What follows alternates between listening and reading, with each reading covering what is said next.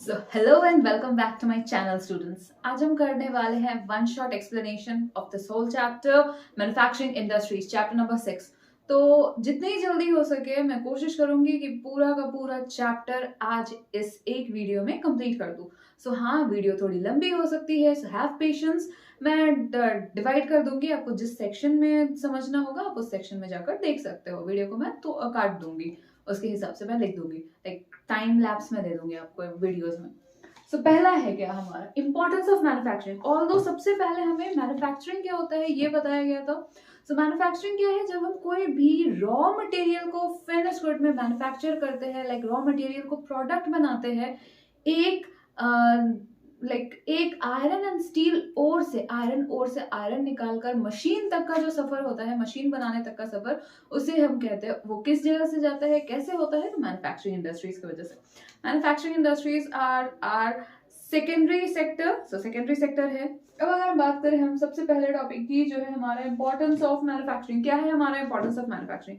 कुछ 4 पॉइंट्स दिए हुए थे ना हमारे इंपॉर्टेंस ऑफ मैन्युफैक्चरिंग में था। Manufacturing industries not only help in modernising agriculture which forms the backbone of our economy. So industries क्या करते हैं, सीधा सीधी देखो, इंडस्ट्रीज हमारे एग्रीकल्चर को हेल्प करते हैं, जो कि हमारी इकोनॉमी का बैकबोन है। Agriculture is the backbone of our economy. हम सभी जानते हैं 60% of our income comes from this agriculture. Like सबके सब आधे से ज्यादा लोग एग्रीकल्चर से रिलेटेड है। अब एग्रीकल्चर के लिए हमें ट्रैक्टर्स चाहिए, फर्टिलाइजर्स चाहिए, बहुत सारी चीजें हैं जो कि हम लोगों को पाइप्स चाहिए। तो ये सारे कैसे होंगे, ये सारा काम कैसे होगा? इंडस्ट्रीज की मदद से ये सारी चीजें हमें मिलेंगी। सो ये तो हम लोगों का बढ़ाता ही है, एग्रीकल्चर को और ज्यादा डेवलप करता ही है। एट द सेम टाइम लोगों के डिपेंडेंसी को भी कम करता है। लाइक एग्रीकल्चर के प्रति जो लोग बहुत ज्यादा डिपेंडेंट हो जाते हैं कि नहीं सारे काम करने हैं, लाइक एग्रीकल्चर के प्रति बहुत ज्यादा डिपेंडेंट हो जाते हैं ये लोग, तो वो डिपेंडेंसी को भी खत्म करता है। बिकॉज एग्रीकल्चर के जगह पर, एग्रीकल्चर में जहाँ पर जॉब नहीं मिल रहा, वहां पर उसकी जगह पर हम क्या कर सकते हैं, इंडस्ट्रीज में जाकर जॉब कर सकते हैं। इंडस्ट्रियल डेवलपमेंट, जब अगर ज्यादा ज्यादा इंडस्ट्रियल डेवलपमेंट होता है तो क्या होता है, हम लोग का लाइक पॉवर्टी हटती है और अनएम्प्लॉयमेंट जो है वो भी कम होता है। Eradication of unemployment, like removing और डिक्रीजिंग अनएम्प्लॉयमेंट, अनएम्प्लॉयमेंट को कम करती है ये। और पॉवर्टी, ऑब्वियसली अनएम्प्लॉयमेंट अगर नहीं होगी, लोग एम्प्लॉयड होंगे तो पॉवर्टी हटेगी। सो ये एक चीज है जिसकी वजह से एक मेन फिलोसफी है जॉइंट सेक्टर इंडस्ट्रीज का, जो पब्लिक सेक्टर और प्राइवेट सेक्टर्स दोनों मिलकर जो इंडस्ट्रीज लगाते हैं। तो कोशिश करते हैं कि ऐसे ऐसे जगहों पर इंडस्ट्रीज लगाई जा सके जो थोड़े से पिछड़े हैं, जिनको और ज्यादा आगे लाया जा सके उसके बैकवर्ड एरियाज में। फिर उसके अलावा हम क्या करते हैं, इंडस्ट्रीज की वजह से हम गुड्स मैन्युफैक्चर करते हैं, जिसकी वजह से हमारा फॉरेन इन्वेस्टमेंट हम लोगों को मिलता है, और हम फॉरेन एक्सचेंज अच्छे से हम लोग और ज्यादा कमा सकते हैं एक्सपोर्ट करेंगे तो। उसके अलावा क्या है, कंट्रीज अपने क्या कर सकती है इंडस्ट्रीज में, इंडस्ट्रीज के जरिए हम रॉ मटेरियल्स को फिनिश गुड्स में कन्वर्ट कर सकते हैं, और इंडिया और ज्यादा अच्छे से डेवलप हो सकता है। क्योंकि हम सब क्या कर सकते हैं, हमारे पास बहुत अच्छे रॉ मटेरियल्स है, हमारे पास बहुत अच्छे लेबर्स है, कैपिटल इन्वेस्टमेंट हम करते हैं। तो ये जब हम सारी की सारी चीजों को मिलाकर इंडस्ट्रीज में यूज करेंगे तो हम क्या कर सकते हैं, हम इजिली बेच सकते हैं, हम बाहर बेच सकते हैं और बहुत सारा प्रॉफिट कमा सकते हैं। सो agriculture and industries, like secondary sector, primary secondary and tertiary sector goes hand in hand, ये तो हम लोग सबको पता है। लाइक एग्रीकल्चर जो है, एग्रीकल्चर बिना इंडस्ट्रीज के कुछ भी नहीं है, इंडस्ट्रीज बिना एग्रीकल्चर के कुछ भी नहीं है। सो प्राइमरी सेक्टर और सेकेंडरी सेक्टर की अगर बात करें, चाहे एग्रीकल्चर से ही लेकर बात करते हैं, चलो एग्रीकल्चर में जो पीवीसी पाइप लगता है, ट्रैक्टर्स यूज होते हैं, हार्वेस्टिंग थ्रेशर्स यूज होते हैं, हार्वेस्टर्स यूज होते हैं, हर एक चीज इंडस्ट्रीज में मैन्युफैक्चर की जाती है। एट द सेम टाइम हमारा जो फर्टिलाइजर, पेस्टिसाइड, ये सारी चीजें भी, ये केमिकल्स हैं, ये सारी चीजें भी हम कहाँ से लाते हैं, तो इंडस्ट्रीज से लाते हैं। वही अगर हम बात करें इंडस्ट्रीज की, तो इंडस्ट्रीज बिना एग्रो बेस्ड इंडस्ट्रीज के कुछ नहीं होगा। लाइक बिना रॉ मटेरियल के एग्रो बेस्ड इंडस्ट्रीज नहीं चल सकती। सो एग्रीकल्चर बहुत ज्यादा इंपॉर्टेंट है इंडस्ट्रीज के लिए। At the same time tertiary sector भी इन तीनों के साथ ही लगा हुआ है। टर्शियरी सेक्टर तब तक आगे नहीं बढ़ सकता जब तक इंडस्ट्रीज नहीं होंगे। ऑटोमोबाइल्स, कार वार जो भी बनती हैं वो कहाँ बनते हैं, इंडस्ट्रीज में बनता है, सेकेंडरी सेक्टर में बनता है। और जो भी चीजें ट्रांसपोर्ट करनी होती है, वो चीज किसके जरिए हम ट्रांसपोर्ट करते हैं, टर्शियरी सेक्टर। टर्शियरी सेक्टर है। सो तीनों के तीनों जो सेक्टर है वो एक दूसरे पे इंटरडिपेंडेंट है, तीनों के तीनों एक दूसरे के बगैर अधूरे हैं हम कह सकते हैं। अब अगर हम बात करें contribution to the of industries to national economy, तो यहाँ पर तो सीधा सीधी फैक्ट्स दे दिया ना कि कितना कितना लाइक कितने कितने इंडस्ट्रियल लाइक कंट्रीब्यूशन हुआ था, कब किस साल में कितना कंट्रीब्यूशन, जीडीपी कंट्रीब्यूशन कितना था। एक और चीज मैं तुम लोगों को बता देना चाहूंगी कि ये जो पैरा है ना, contribution of industry to national economy, ये केस स्टडी में पूछ ही देता है। हमारे केस स्टडीज हमें करने हैं, तो केस स्टडीज के लिए इस पैरा को पक्का पढ़कर जाना। मैंने पिछले वीडियोस में जो हाफ हाफ करके वीडियोस बनाए हैं, फर्स्ट पार्ट में ये इसके बारे में डिस्कशन किया है, सो मैं पूरे डिटेल्स में नहीं जा रही यहाँ पर। जैसे इतना बताती हूँ कि लास्ट 2 डिकेड्स में जो हमारा शेयर है लाइक ये बढ़ा है 17%, और लाइक 27% इंडस्ट्रीज से है, और 10% क्या है तो माइनिंग, क्वेरिंग और electricity and GDP sorry gas से है, जो जीडीपी में हमारा कॉन्ट्रीब्यूशन है वो सारे। उसके अलावा अगर हम कंपेयर करें तो एशियन इकोनॉमी जो है, ईस्ट एशियन इकोनॉमी में, तो 25 to 30% का कंपैरिजन हम लोगों का होता है। बहुत ही कम है जो हम लोगों का इंडस्ट्रियल कंट्रीब्यूशन है, बहुत ही कम बोल सकते हैं हम लोग। The trend of growth rate in manufacturing over the last decade has been around 7% per annum. 7% per annum के हिसाब से ये बढ़ रहा है, लेकिन डिजायर्ड ग्रोथ रेट कितना था? 12% पर annum। लेकिन वही अगर हम 2016 2003 की बात करें तो ये फिर से बढ़ना शुरू हुआ है, 7% से 9 to 10% बढ़ा है। तो 2022 में और 2021 में तो और ज्यादा बढ़ गया होगा अभी। Although the National Manufacturing Competitiveness Council, that is NMCC, ये इसी ऑब्जेक्टिव से इसको किया गया था, इसको लाइक इंट्रोड्यूस किया गया था ताकि हम और अच्छे से इन्वेंशंस कर सके, गवर्नमेंट और रिन्यूड एफर्ट्स लगा सके इंडस्ट्रीज के क्वालिटी और क्वांटिटी प्रोडक्टिविटी को इम्प्रूव करने के लिए। इकोनॉमिस्ट ये प्रेडिक्ट करते हैं कि अगर इस तरीके से चलता रहा तो हम नेक्स्ट डिकेड तक अपना जो भी हम चाहते हैं वो अचीव कर सकते हैं। इंडस्ट्रियल लोकेशन, देखो इंडस्ट्रियल लोकेशन मैं हर बार बोलती हूँ, अभी भी बोल रही हूँ, इंडस्ट्रियल लोकेशन बहुत ज्यादा इंपॉर्टेंट है। इंडस्ट्रियल लोकेशन में हमारा क्या क्या आता है? Availability of raw materials, labour, capital, power and market etcetera. उसके साथ साथ cities that provide market and also provide services such as banking, insurance, transport, labour, consultants and financial advisers. तो ये सारी चीजें हैं जो इंडस्ट्रियल लोकेशन में इंपॉर्टेंट है। ये ही सारे पॉइंट्स हैं जो हर एक इंडस्ट्रीज में इंपॉर्टेंट हमें मिलेंगे, जहां पर भी रॉ मटेरियल मिल जाता है सस्ते में, हाँ सस्ते में, जहां पर सस्ते में रॉ मटेरियल मिल जाएगा, जहां पर लेबर्स मिल जाएंगे हमें, जहां पर कैपिटल है, जहां पर पावर और मार्केट जहां पर नजदीक होगा। हमें कुछ बनाना है, हम कोई प्रोडक्ट बना रहे हैं, तो बनाकर किस लिए बना रहे हैं? हम बेचने के लिए बना रहे हैं, नॉट दैट कि हम अपने पास रखने के लिए बना रहे हैं। हमें बेचना है, हमें वैसा जगह ढूंढना पड़ेगा जहां पर हमें रॉ मटेरियल सस्ते में मिल जाए, वैसे जगह पर इंडस्ट्रीज लगाएंगे जहां पर लेबर्स नजदीक हो, वैसा जगह जरूरी है जहां पर हमें सिटीज के वो जितने भी वो लॉयर्स हो गए। अब ऑब्वियस सी बात है, जब आप बड़े काम करते हो तो रिस्क रहता है, लॉयर्स की जरूरत पड़ती है, फाइनेंशियल एडवाइजर्स की जरूरत पड़ती है, इंश्योरेंस की जरूरत पड़ती है, at the same time loan लेने की भी जरूरत पड़ती है। तो बैंक जरूरी है, बैंक के बगैर काम नहीं हो सकता। किसी के पास इतने पैसे नहीं होते कि वो अकेले सारा का सारा काम कर ले और बहुत ज्यादा प्रॉफिट कमा ले। चाहिए होता है बैंक से इंश्योरेंस, लोन, इंश्योरेंस की जरूरत पड़ती है हमें। तो ये सारी चीजें हैं जो कि location factors of like locations और जो भी बोलो इंडस्ट्रियल लोकेशंस के लिए जरूरी है। तो ये सारी चीजें हैं हमारी, अवेलेबिलिटी ऑफ रॉ मटेरियल, फिर लेबर, कैपिटल तो बहुत ज्यादा जरूरी, बिना कैपिटल के तो होने से रहा कुछ काम। फिर हम लोगों ने देखा था एग्लोमरेशन इकोनॉमीज। एग्लोमरेशन इकोनॉमीज क्या है? तो बहुत सारे इंडस्ट्रीज क्या करते हैं ना, वो एक जगह पर एक साथ आकर अर्बन सेंटर्स में आकर काम करने की कोशिश करते हैं, जहाँ पर उन्हें ये सारी की सारी फैसिलिटीज मिल जाए, banking, insurance, transport, labour, consultant, ये सारी की सारी फैसिलिटीज मिल जाए। तो वो जो अलग अलग इंडस्ट्रीज एक जगह पर आसपास आसपास लगाया जाता है ना, ताकि इन सारी चीजों का उन लोगों को फायदा हो, इंडस्ट्री टू इंडस्ट्री भी फायदा हो, वो हम कह सकते हैं एग्लोमरेशन इकोनॉमीज। फिर यहाँ पर क्या है उसके अलावा, प्री इंडिपेंडेंस पीरियड में कौन कौन से थे मैन्युफैक्चरिंग यूनिट्स? जो ज्यादा जो मैन्युफैक्चरिंग यूनिट्स थे वो कहाँ कहाँ पर थे? तो यूजुअली वो सारे ट्रेड एरियाज में ही थे, लाइक ओवरसीज ट्रेड एरियाज में, जहाँ पर की पोर्ट थे, जहाँ से हेवी मशीन्स हम इजीली भेज भी सकते थे और मंगवा भी सकते थे, लाइक एक्सपोर्ट एंड इम्पोर्ट बहुत ईजी हो जाता, because waterways are the cheapest mode of transportation, please remember that. So यहाँ पर कौन कौन से जगहों पर, कोलकाता, मुंबई, चेन्नई, इन सारे जगहों पर बहुत ही ज्यादा अच्छे से ट्रेड किया जा सकता था। तो बेसिकली जो इंडस्ट्रीज थे वो इन सारे जगहों पर ज्यादा सेटअप किए गए थे। इंडस्ट्री मार्केट लिंकेज हमारा क्या है? इंडस्ट्री मार्केट लिंकेज में सबसे पहला तो आता है इनपुट, जितने भी रॉ मटेरियल्स बोल दो, चाहे तुम कंपोनेंट पार्ट्स बोल दो, लैंड, लेबर, कैपिटल, सब कुछ हो गया हमारा इनपुट, जो हम खर्च कर रहे हैं, जो हम लगा रहे हैं किसी प्रोडक्ट को बनाने के लिए वो है हमारा इनपुट। फिर उन सारी चीजों को हम ट्रांसपोर्ट करते हैं। कहाँ पर ट्रांसपोर्ट करते हैं? फैक्ट्री में ट्रांसपोर्ट करते हैं। रॉ मटेरियल हमें फैक्ट्री में चाहिए, लेबर्स हमें फैक्ट्री में चाहिए, कैपिटल हमें फैक्ट्री में चाहिए, इंफ्रास्ट्रक्चर फैक्ट्री का अच्छा होना चाहिए, तो फैक्ट्री तक हम ट्रांसपोर्ट करते हैं। फिर फैक्ट्री में वो सारे चीज प्रोसेस होते हैं एंड प्रोसेस करने के बाद हम आउटपुट करते हैं, मतलब प्रोडक्ट बनाते हैं। प्रोडक्ट बनाने के बाद क्या होता है? प्रोडक्ट बनाने के बाद हमें उसे बेचना होता है, तो फिर हमारा एक ट्रांसपोर्ट आता है। फिर हम ट्रांसपोर्ट करते हैं, उसे बेचने के लिए ट्रांसपोर्ट करते हैं और फिर मार्केट तक पहुंचाते हैं। सो मार्केट तक पहुंचता है। इतना सब कुछ में क्या एक कॉमन मार्केट लिंकेज वो क्या है?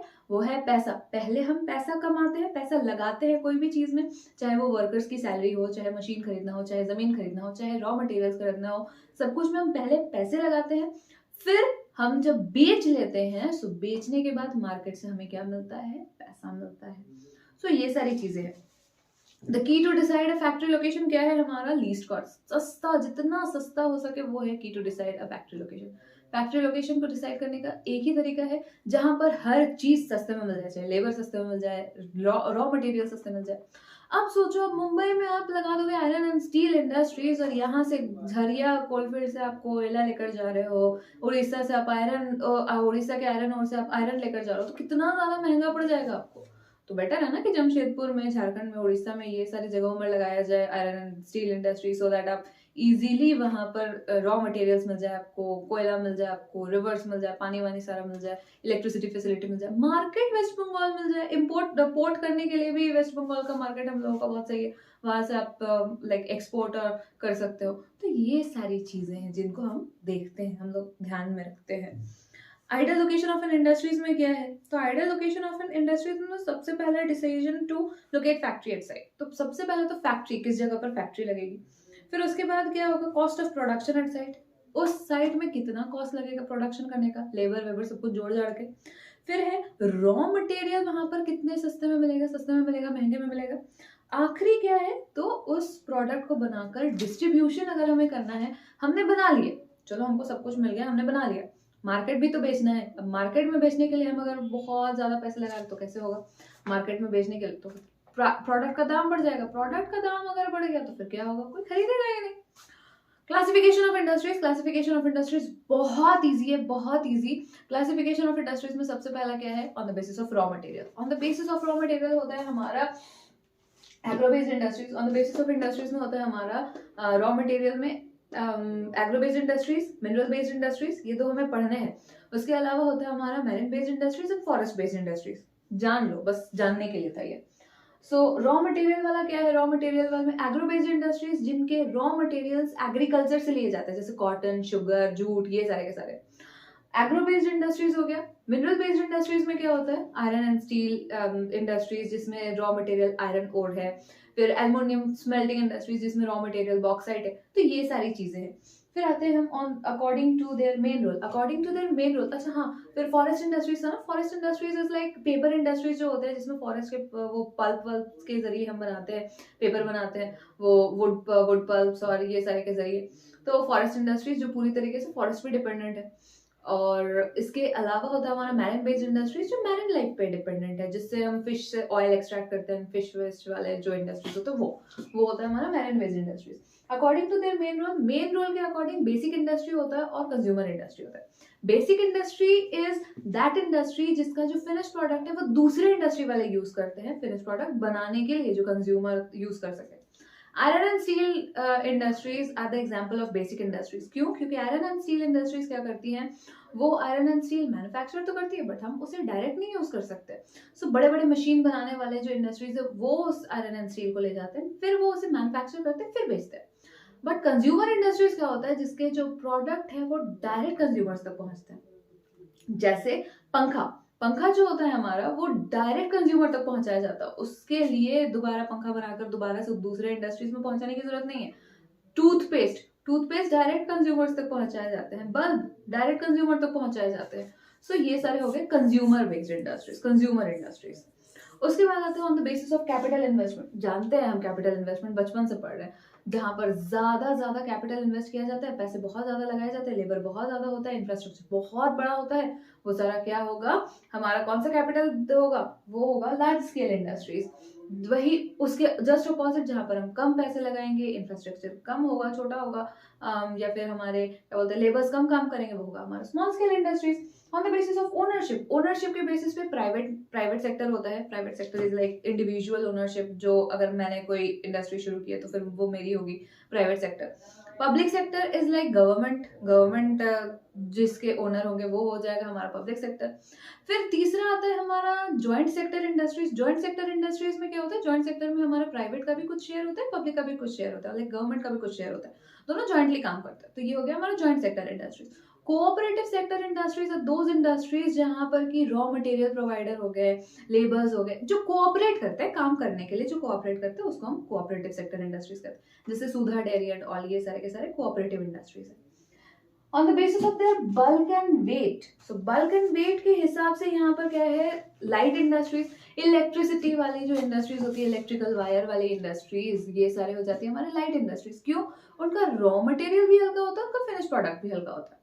लेकिन वही अगर हम हैवी इंडस्ट्रीज की बात करें तो हैवी इंडस्ट्रीज में क्या होता है ना, हमारा जो iron and steel industries heavy industries में आएगा, बिकॉज उसका रॉ मटेरियल भी भारी है और उसका जो फिनिश प्रोडक्ट है वो भी भारी है। तो इस वजह से उसको हम लोग लाइक हैवी इंडस्ट्रीज में रखते हैं। फिर हम यहाँ बात करते हैं एग्रो बेस्ड इंडस्ट्रीज की। एग्रो बेस्ड इंडस्ट्रीज में सबसे पहले आता है हमारा टेक्सटाइल इंडस्ट्रीज। तो टेक्सटाइल इंडस्ट्रीज में क्या है, टेक्सटाइल इंडस्ट्रीज में है हमारा शुगर इंडस्ट्रीज। और ये जो टेक्सटाइल इंडस्ट्रीज है ये इकलौता ऐसा इंडस्ट्री है, अकेले ही ये 35 मिलियन लोगों को डायरेक्टली लाइक क्या देता है, तो एम्प्लॉयमेंट देता है। Just second largest after agriculture. Agriculture में तो बहुत सारे लोगों को एम्प्लॉयमेंट मिलता है, बट एग्रीकल्चर के बाद अगर कोई इंडस्ट्री है या कुछ है जो कि एकदम एग्जैक्ट बहुत ज्यादा एम्प्लॉयमेंट प्रोवाइड करता है तो वो है ये टेक्सटाइल इंडस्ट्रीज। तो textile industries, foreign exchange earnings भी हमारा टेक्सटाइल इंडस्ट्रीज से बहुत अच्छा खासा आता है। कॉटन टेक्सटाइल इंडस्ट्रीज के बारे में हम जानते हैं कि पहला कहाँ पर सेटअप किया गया था। सो हम लोगों को ये सारी चीजें याद रखनी है। पहला आयरन टेक्सटाइल इंडस्ट्रीज सेटअप किया गया था हमारे मुंबई में 1854 में। पहले हम क्या करते थे, इंडस्ट्री सेटअप होने से पहले हम क्या करते थे, हम लोग हैंड स्पिन करते थे, खादी के कपड़े पहनते थे, चरखा चलाकर कपड़े बनाए जाते थे। सो ये सारी चीजें थी जो हम किया करते थे। और उसके बाद 18th सेंचुरी के बाद क्या आया, तो पार्लूम आया, जब ब्रिटिशर्स ने इंडस्ट्री सेटअप किए यहाँ पर। कॉलोनियल पीरियड के टाइम पे ब्रिटिशर्स यहाँ पर आए, इंडस्ट्रीज पहले तो वो रॉ मटेरियल यहाँ से लेकर जाते थे। फिर उनको लगा कि नहीं बहुत ज्यादा महंगा पड़ रहा है रॉ मटेरियल लेकर जाना, फिर यहाँ पर आकर इंडस्ट्रीज मतलब वहां पे इंडस्ट्रीज में बनाना, देन यहाँ पर वापस बेचना बहुत महंगा पड़ रहा। तो वो उन्होंने क्या किया कि बड़े बड़े मशीन्स वो यहीं पर ले आए, मुंबई पोर्ट के जरिए, पोर्ट नजदीक था, पोर्ट के जरिए।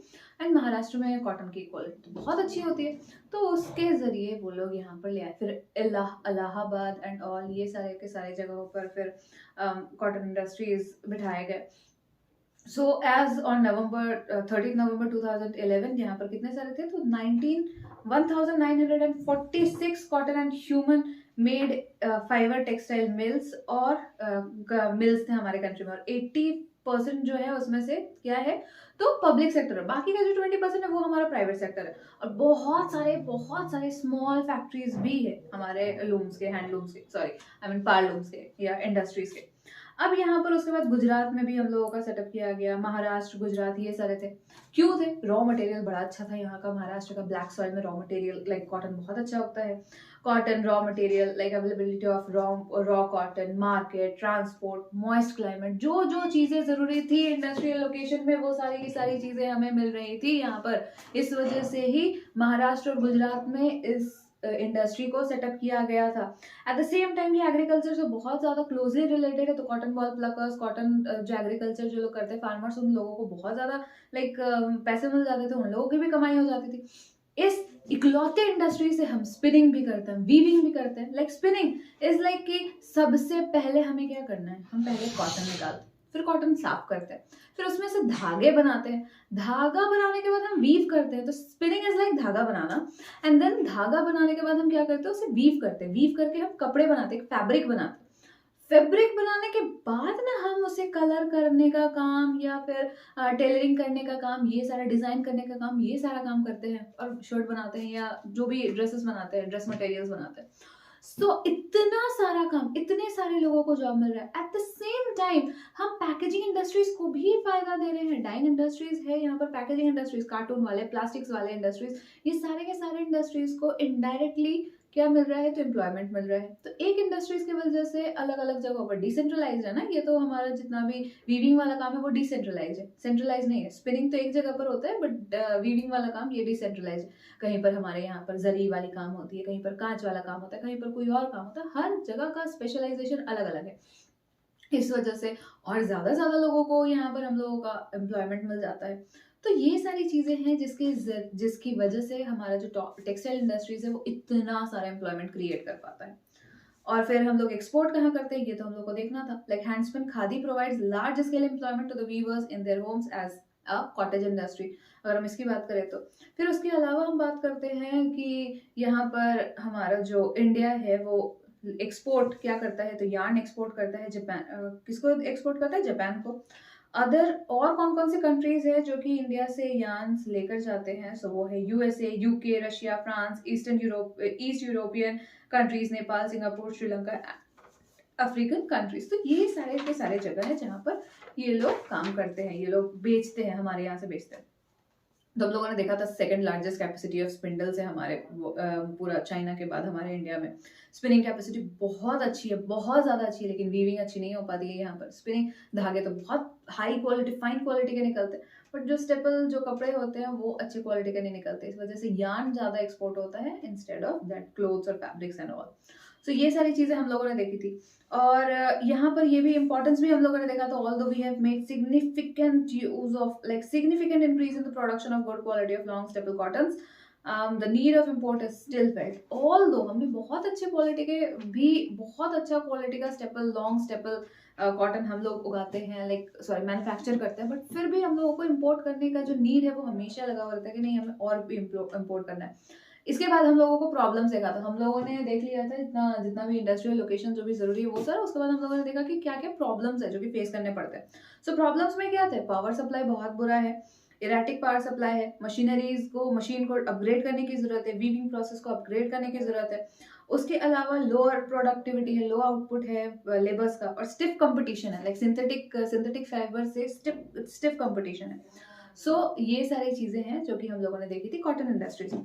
जूट इंडस्ट्रीज की बात करें तो जूट इंडस्ट्रीज में हम लोगों ने क्या देखा, जूट इंडस्ट्रीज में हम लोगों ने देखा कि इंडिया लार्जेस्ट प्रोड्यूसर है रॉ जूट का और जूट गुड्स का, और ये सेकेंड लार्जेस्ट है यहाँ पर एक्सपोर्टर, सेकेंड लार्जेस्ट एक्सपोर्टर है किसके बाद, बांग्लादेश के बाद।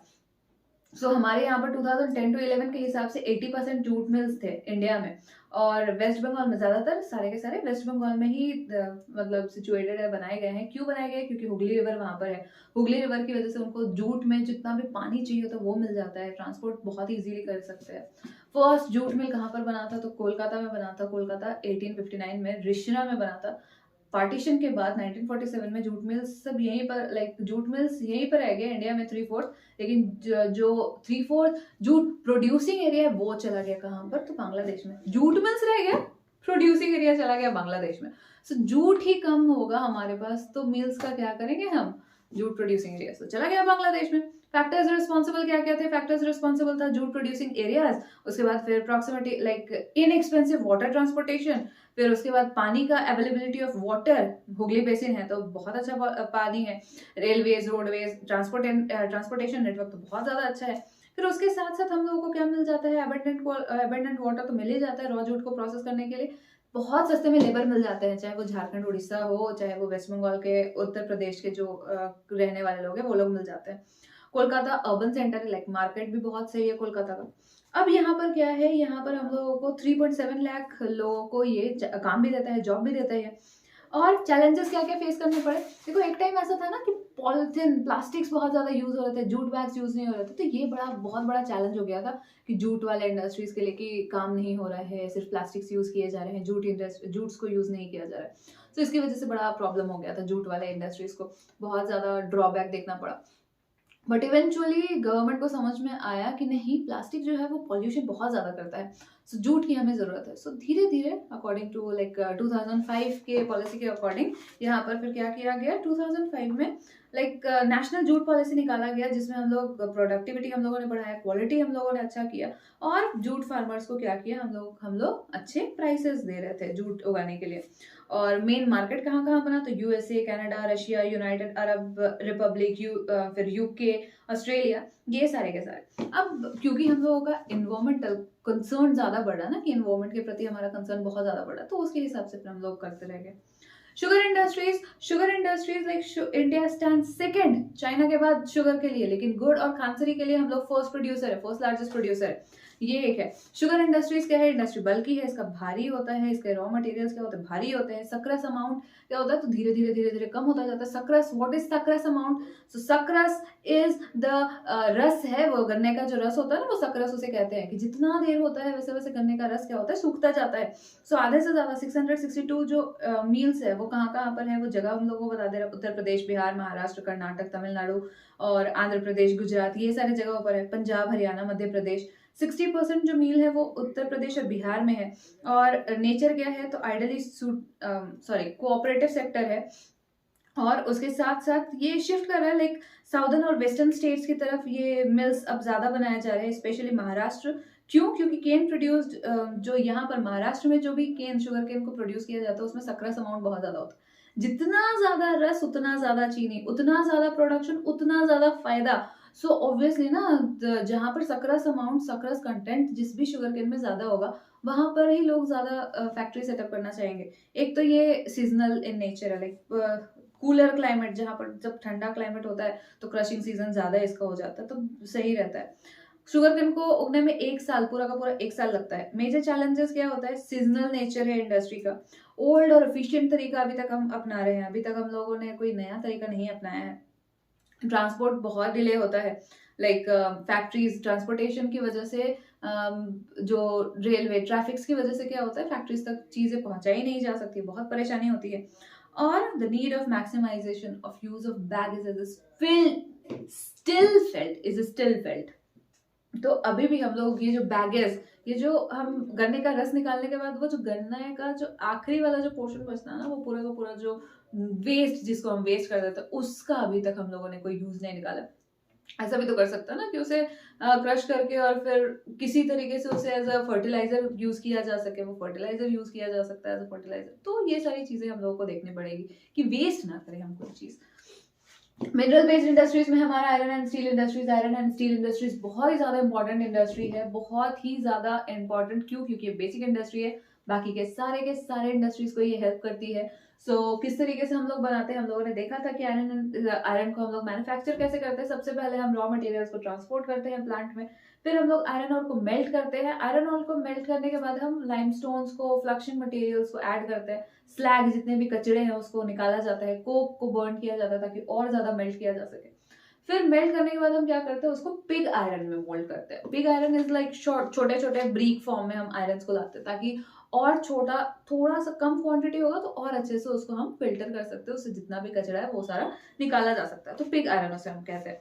फिर स्टील मेकिंग, पिग आयरन को फिर से प्यूरिफाई किया जाता है, अच्छे से प्यूरिफाई किया जाता है, उसमें लाइक और मैग्नीज, निकल, क्रोमियम, ये सारे के सारे को ऐड किया जाता है और फिर उसे शेप किया जाता है, लाइक प्रेस करना या रोल करना, जिस भी तरीके से इजीली कन्वीनियंटली हम बेच सकते हैं, बाहर भेजा जा सकता है, उस हिसाब से हम उसे शेपिंग देते हैं। सो ये सारी चीजों में हमें क्या जरूरत पड़ जाता है? आयरन ओर के लिए हम लोग कोकिंग कोल और लाइमस्टोन, ये किस रेशियो में हम लोग को चाहिए? आयरन ओर 4:2:1, कोकिंग कोल और लाइमस्टोन को लेकर 4:2:1 के रेशियो में हम लोगों को चाहिए होता है ये सारा।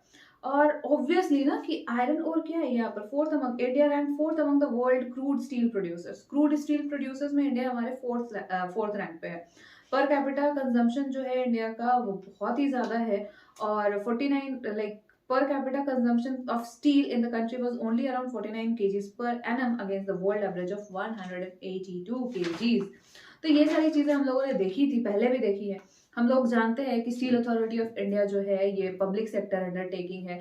टाटा इंडस्ट्रीज जो है वो private sector undertaking, like private sector है। चाइना और इंडिया दोनों के दोनों ही ऑलमोस्ट सेम क्वांटिटी प्रोड्यूस करते हैं स्टील का, लेकिन चाइना क्या है, अभी लार्जेस्ट प्रोड्यूसर है स्टील का, एंड कंज्यूमर भी है लार्जेस्ट। तो जो भी इंडस्ट्री ज्यादा कंज्यूम और प्रोड्यूस करती है जो भी country iron and steel industry ज्यादा आयरन एंड स्टील ज्यादा प्रोड्यूस और कंज्यूम करती है, दैट मीन्स वो डेवलपिंग कंट्री है, क्योंकि हम लोग ज्यादा कंस्ट्रक्शन का काम वैसे ही जगहों पर करते हैं। डेवलपिंग, हम आज इंडिया में जहां पर भी आप रहो, हर 2 दिन में हर कहीं ना कहीं थोड़े बहुत आसपास की जगह पर आपको कुछ ना कुछ बनता हुआ कंस्ट्रक्शन होता हुआ नजर आएगा ही आएगा। चाहे आप कुछ कर लो, कहीं पर भी रहो आप, चाहे घर बन रहा है या दुकान बन रही हो या कुछ भी बन रहा हो, बनता हुआ नजर आता ही है। सो क्या हमेशा ये मेक इन इंडिया वाला है, हमेशा हमारा इंडिया अब भी बन रहा है तो धूल तोड़ेगी, कुछ इस तरीके का आता है ना, सीमेंट वाला ऐड या छड़ वाला ऐड, तो कुछ इस तरीके से हम कह सकते हैं।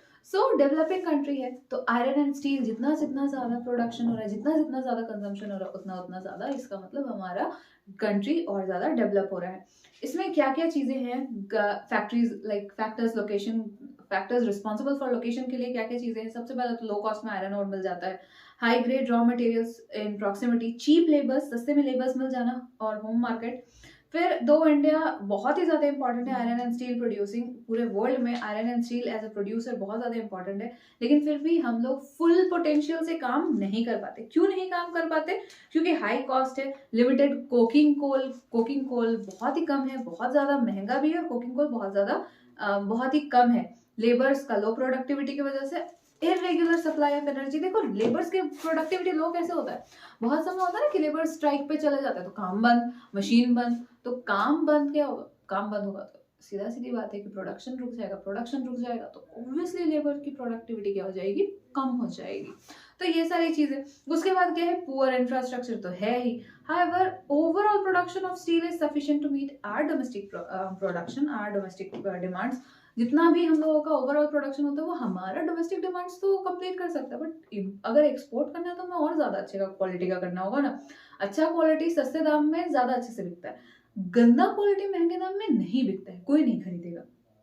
Aluminium smelting industries, aluminium smelting बहुत ज्यादा ही अच्छा इंडस्ट्री है, सेकंड लार्जेस्ट मेटलर्जिकल इंडस्ट्री है, मेटल है, I mean mineral based industries है ये।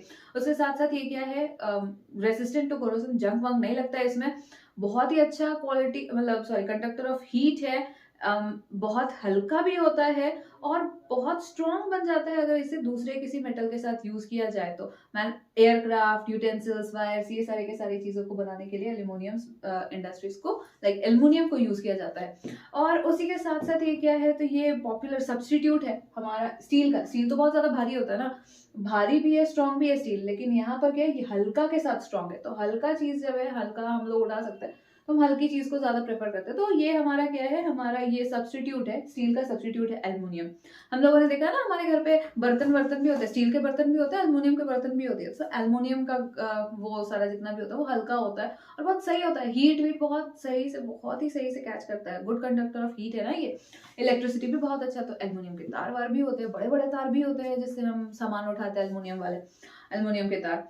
सो यहाँ पर क्या है, कॉपर, जिंक, लीड, ये सारा का सारा, इन सारी चीजों का क्या है, तो ये सब्स्टिट्यूट है। सब्स्टिट्यूट क्या, जब हम एक चीज की जगह इस चीज को यूज कर सकते हैं, तो दिस इज सब्स्टिट्यूट। कौन कौन से स्टेट्स में है, कौन कौन से स्टेट्स में इन एल्युमिनियम स्मेल्टिंग इंडस्ट्रीज को लगाया गया, उड़ीसा, वेस्ट बंगाल, केरला, उत्तर प्रदेश, छत्तीसगढ़, महाराष्ट्र और तमिलनाडु में ये सारे एल्युमिनियम इंडस्ट्रीज को लगाए गए हैं। बॉक्साइट क्या है, बॉक्साइट है raw material aluminium smelting industries का। देखो bauxite as raw material, bauxite quarry से निकाला जाता है, इसको ट्रांसपोर्ट किया जाता है कहाँ पर, एल्युमिनिया इंडस्ट्रीज में एल्युमिनिया बनाया जाता है, इससे एल्युमिनियम इंडस्ट्रीज में ट्रांसफर करके। So alumina, bauxite crushed and alumina dissolved out, bauxite को क्रश किया जाता है और एल्युमिनिया निकाला जाता है वहां से। फिर वहां से क्या किया जाता है, वो बल्कि जो ओर है उसको स्मेल्टर्स में डाला जाता है और उससे कैल्सिनेटेड पेट्रोलियम को और रिफाइनरीज में रिफाइन किया जाता है, और फिर एल्युमिनियम रिफाइनरीज से वो pitch of the from the colliery के पिच तक चला जाता है। फिर कोरोलाइट, उसमें मॉल्टन मेटल्स यूज किया जाता है इलेक्ट्रोलाइट के हिसाब से, और एल्युमिनियम स्मेल्टर्स जो है उसमें इस एल्युमिनियम को स्मेल्ट किया जाता है। तो अप्रोक्सीमेटली हम लोगों को कितना लगता है, इलेक्ट्रिसिटी कितना लगता है उसको स्मेल्ट करने में, गलाने में।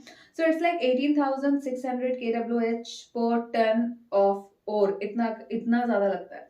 सो बल्कि है, बहुत ही ज्यादा, बॉक्साइट तो बहुत ही ज्यादा बल्कि रॉ मटेरियल है, और रेडिश कलर का होता है। At the same time irregular supply of electricity, ये तो हम लोगों का हो गया क्या problems, irregular supply of electricity और regular supply of electricity and an assured source of raw material of minimum cost are two prime factors of location of industries.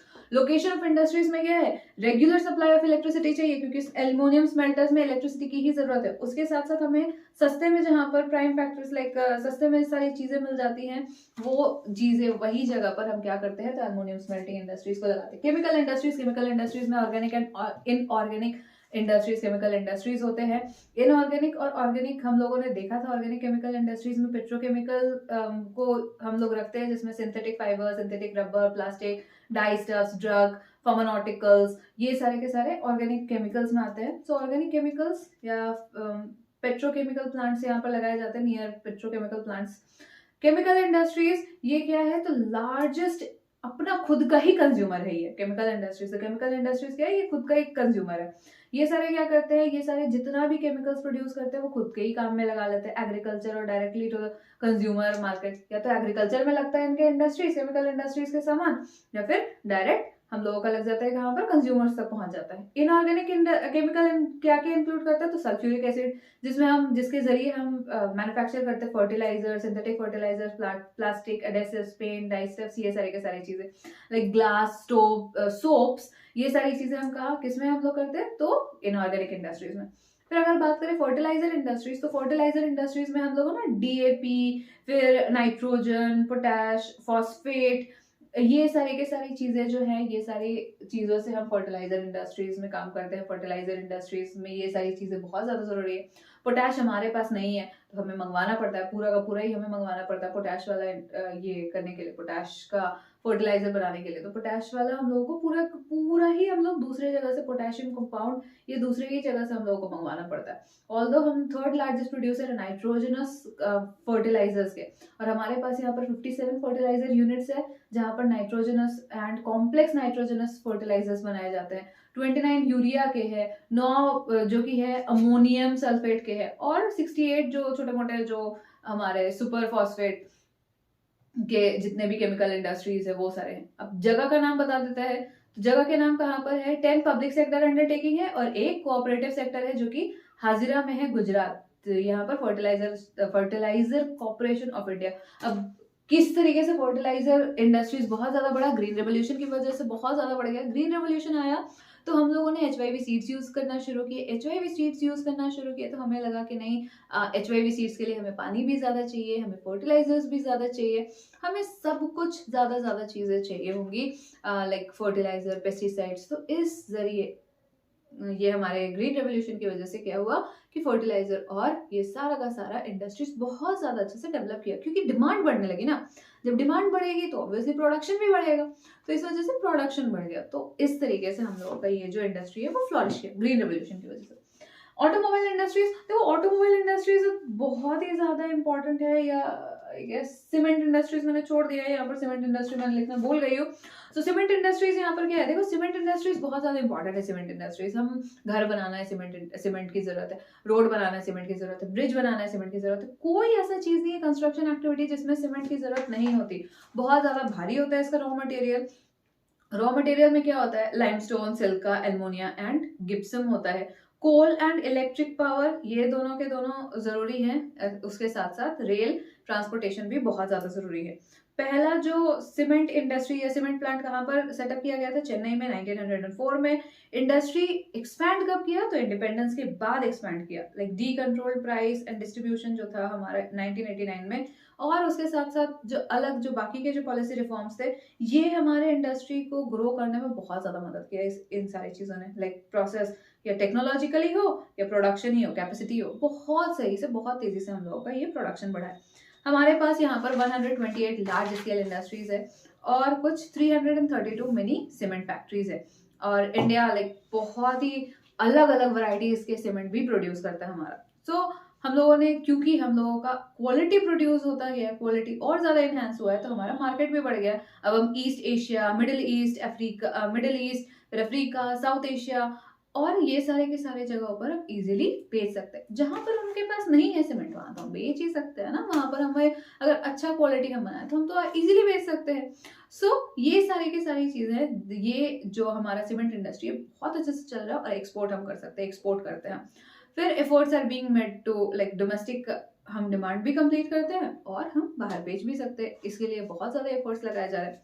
फिर ऑटोमोबाइल इंडस्ट्रीज, देखो ऑटोमोबाइल इंडस्ट्रीज क्या है? Automobile industries है हमारा जितना भी, automobile is not mobile, automobile is for our auto transportation. So transportation जितना भी सारा का सारा हमारा गाड़ी वाला, जितना भी गाड़ी वाड़ी जो भी है, 2 wheeler 3 wheeler 4 wheeler 6 wheelers, like truck हो गया, बस हो गया, जो भी सारी चीजें हैं, वो सारी की सारी चीजें किस में आती हैं? तो ये ऑटोमोबाइल इंडस्ट्रीज में आती है। Automobile industries are way more important because बिना ट्रांसपोर्टेशन के हम कुछ नहीं कर सकते। ना हम एग्रीकल्चर का कोई फायदा उठा सकते, ना हम इंडस्ट्रीज का कोई फायदा उठा सकते।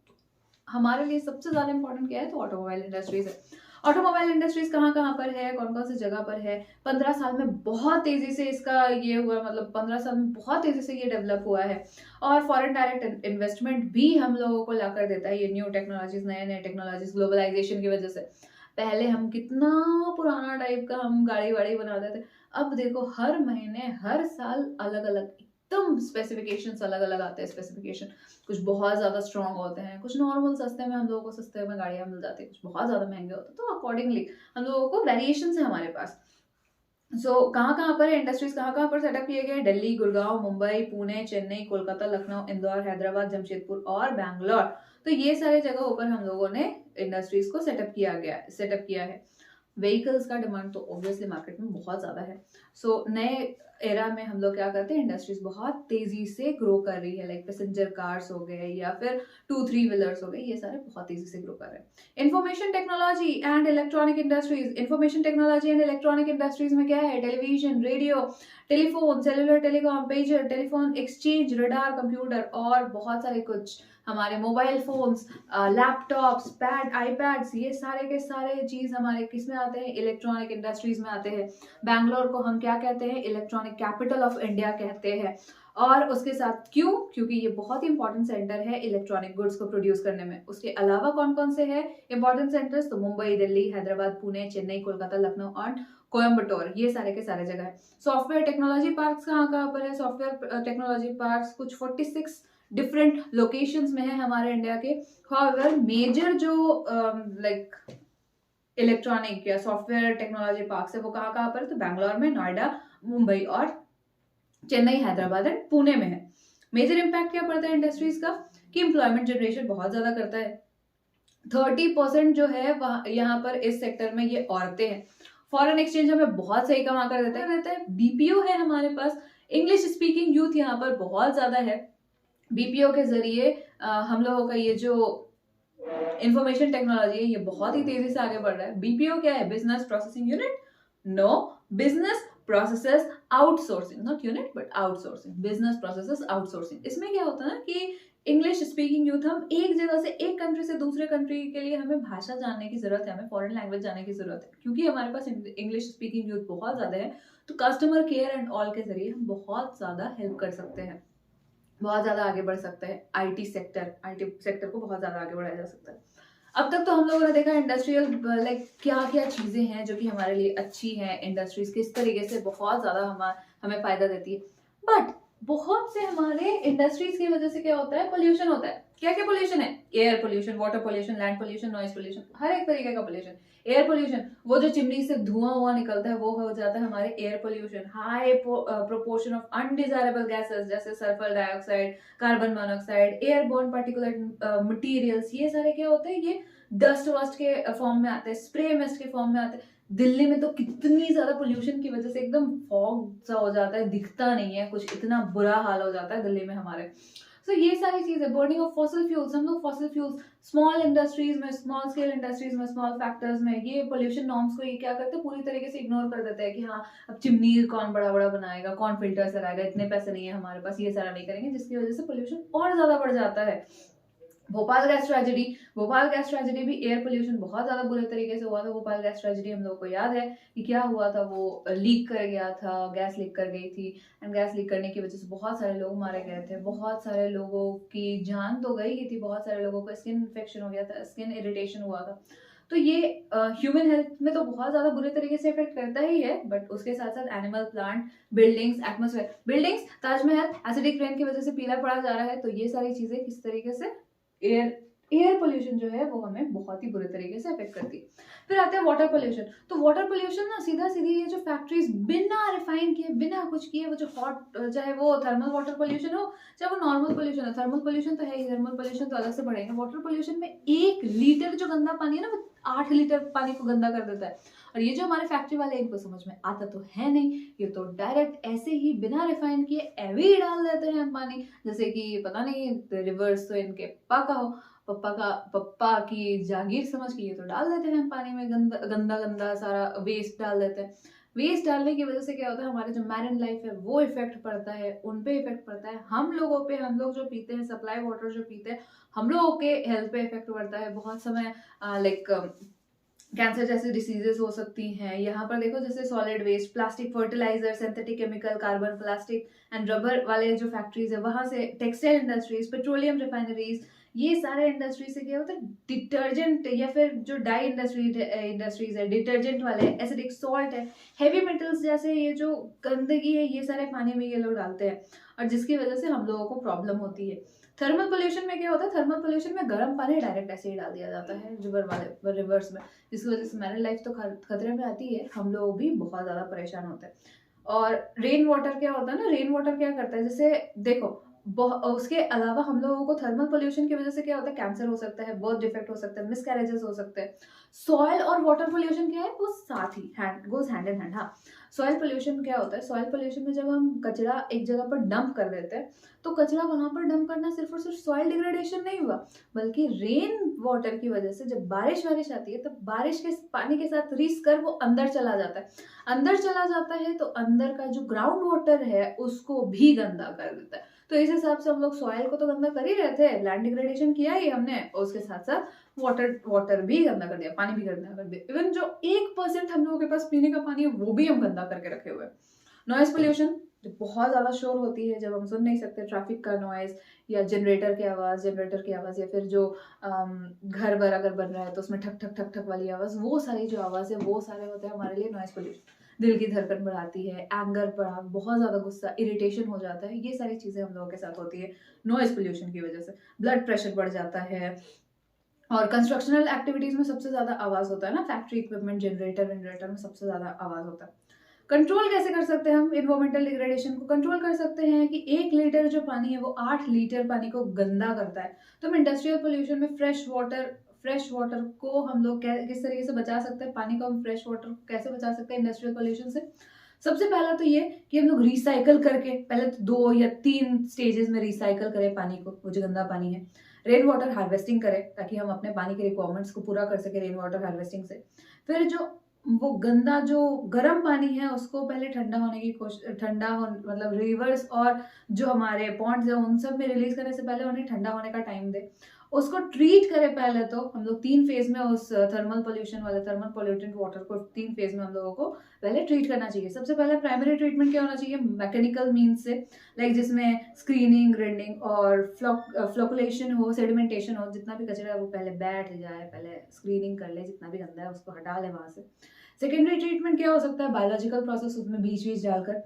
टर्शरी ट्रीटमेंट क्या होता है, बायोलॉजिकल, केमिकल और फिजिकल प्रोसेस, तीनों के तीनों को लगाकर उसको जितना साफ किया जा सके साफ करके फिर पानी को रिवर्स में छोड़ना। तो इससे क्या होगा, हमारा रिवर्स गंदा नहीं होगा। Over drawing of ground water, हाँ पंजाब एंड हरियाणा भाई साहब, पंजाब एंड हरियाणा वाले क्या करते हैं, डायरेक्ट वो बहुत सारा पानी यूज करता है एग्रीकल्चर के लिए, ग्राउंड वाटर, जो कि थ्रेट बन जाता है हमारे ग्राउंड वाटर के लिए। फिर उसके अलावा भी जो है फैब्रिक फिल्टर्स, ये सारे जो स्क्रबर्स और इनर्शियल जो स्पेक्टेटर्स है, सेपरेटर्स है, स्मोक, यहाँ पर इन सारे के सारे जो इलीगली जो काम करते हैं उन लोगों को चेक करना। फिर जो हम लोगों का गैसेस से, गैस वाले इंडस्ट्रीज से जो हमारा स्मोक निकलता है, मशीनरी और इक्विपमेंट जो इतना आवाज करती है, उन सबको ठीक करना होगा। साइलेंसर, जनरेटर में हम साइलेंसर लगा सकते हैं। स्मोक अगर निकल रहा है तो चिमनीज में हम फिल्टर्स लगा सकते हैं ताकि थोड़ा सा कम पोल्यूशन हो। तो ये सारी चीजें हैं जिसके जरिए हम क्या कर सकते हैं, तो कंट्रोल कर सकते हैं, हम कम कर सकते हैं। नॉइज ऑब्जर्वेशन मटेरियल्स लगाए जा सकते हैं instead of ear plugs and earphones use करने की जगह पर। फिर NTPC source the way, NTPC क्या करती है ना, जितना भी वेस्ट मटेरियल है उन सबको वो यूज करने में लगी हुई रहती है। सो एनटीपीसी क्या है, NTPC major power providing corporation है हमारे इंडिया की। आईएसओ सर्टिफिकेशन मिला हुआ है इसको, ईएमएस इन्वायरमेंट मैनेजमेंट सिस्टम का है ये, 14,001 से। The corporation has a proactive approach for preserving the natural environment and resource like water. तो इस कोऑपरेशन का मेन मोटो क्या है कि नेचुरल जो रिसोर्सेज है उन सबको ये बचा कर रखे, पानी, ऑयल, गैस, फ्यूल्स, जितना भी सारा है। जहां जहां पर भी पावर प्लांट्स ये लगाए जाते हैं वहां वहां के आसपास का जितना भी इन्वायरमेंटल डिग्रेडेशन है उसको कम करने की कोशिश करती है ये। सबसे पहला तो ये लेटेस्ट टेक्नोलॉजीज यूज करते हैं, अपग्रेडेड एग्जिस्टिंग जो इक्विपमेंट्स है उसको अपग्रेड करते हैं। दूसरा क्या करते हैं, वेस्ट जनरेशन जितना भी है, ये एस यूटिलाइजेशन जितना भी राख है उसको फर्टिलाइजर के हिसाब से यूज करने का काम करती है ये। तीसरा क्या है यहाँ पर, इकोलॉजिकल बैलेंस। यहाँ पर इकोलॉजिकल बैलेंस, एफॉरेस्टेशन करके देखा होगा ना हम लोगों ने, रोड के आसपास हाईवेज में बीच बीच में पेड़ पौधे लगाए हुए रहते हैं, वो इकोलॉजिकल बैलेंस करने की कोशिश करती है कि जितना कट रहा है कटने से ज्यादा हम लोग पेड़ वेड़ लगा सके। रिड्यूसिंग एनवायरमेंटल प्रोडक्शन, एनवायरमेंटल जो पोल्यूशन है उसको कम करने की कोशिश करती है। Ash water recycling, ash pond management से, water recycling, liquid waste management से, जितना भी वेस्ट है उन सबको मैनेज करके लाइक कुछ कुछ चीजें बनाकर पानी को और ज्यादा अच्छे से लाइक फिल्टराइज करके ये सारी चीजों के जरिए वो काम करती है, पोल्यूशन को कम करने की कोशिश करती है। और ये सारे काम अच्छे से हो रहे हैं या नहीं हो रहे वो भी हमेशा मॉनिटर करते रहती है, database monitor, like power stations में हर जगह पर इसके डाटाबेस मॉनिटराइजेशन है, तो ये मॉनिटर करते रहती है कि यहाँ पर काम सही से हो रहा है या नहीं। वो नंबर्स लिखे होता है ना, देखा होगा जितने भी हमारे पेड़ पौधे हैं उनमें नंबर्स लिखा होता है, 1 2 3 4 करके नंबर्स लिखे होते हैं। तो वो सारे के जरिए, इन सब चीजों के जरिए ये काम करती है कि कहीं पर कोई लकड़ी की तश्तरी ना हो रही हो, या पेड़ पौधे लगाए जा रहे हैं या नहीं, अच्छे से मैनेजमेंट किया जा रहा है, वेस्ट मैनेजमेंट अच्छे से किया जा रहा है नहीं, ये सारी चीजें देखती है। So that was your whole chapter. I guess सारा का सारा डाउट्स क्लियर हो गया होगा, नहीं भी क्लियर हुआ होगा तो डिटेल्स में मैंने अलग अलग पार्ट्स में बनाए हुए हैं, वो सारे वीडियोस आप देख सकते हो। मैं सारे वीडियोस के लिंक डिस्क्रिप्शन बॉक्स में डाल दूंगी। So yup, that's all for today. Thank you very much. Take care of yourself and your family. Please prepare for your board exams very nicely and please work hard. So that's all for today. Thank you very much.